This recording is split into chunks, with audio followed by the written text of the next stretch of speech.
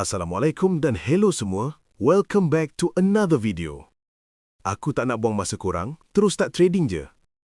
Okay guys, sekarang aku tengah pilih trading pair yang bagus.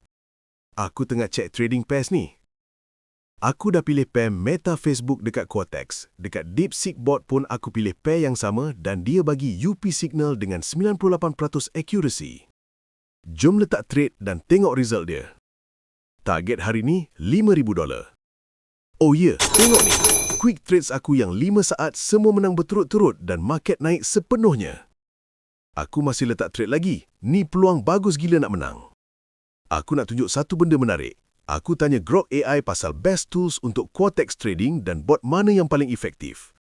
Dia suggest DeepSeek AI bot dan sekarang korang boleh tengok kenapa. Dia bagi beberapa suggestion dan khusus sebut bot ni, DeepSeek Trading Signals.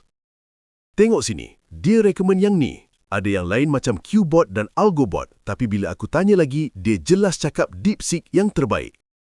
Tengok ni, link dan semuanya. Bot ni memang hebat gila. Tengok, accuracy dia tunjuk kat sini. Aku menang setiap trade tanpa apa-apa risk, full confidence.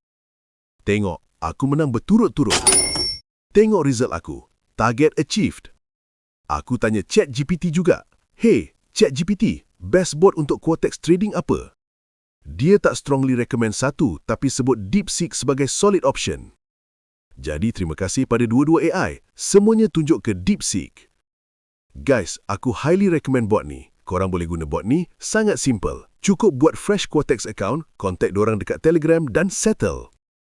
Dorang akan bagi semua details, activate semuanya dan bagi full support. Kalau nak apa-apa, tanya je dekat Telegram dorang. Super simple. Hari ni aku dah capai target, jadi sekarang aku tak ambil trade lagi.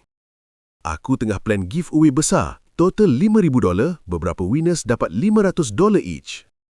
Jadi subscribe sekarang untuk join giveaway. Terima kasih sebab tengok. Jumpa lagi next video.